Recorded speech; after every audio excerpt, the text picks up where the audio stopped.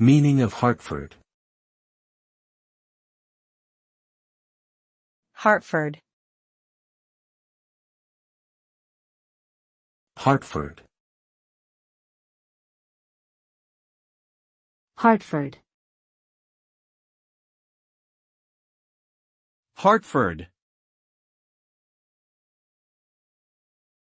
Hartford is a city located in the U.S. state of Connecticut.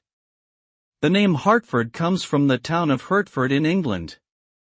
Literally, Hertford means deer crossing, ford, on a heath. Hartford was founded in 1635 and it played an important role during the American Revolution and Civil War. Today, it is known for its insurance industry and is often referred to as the insurance capital of the world.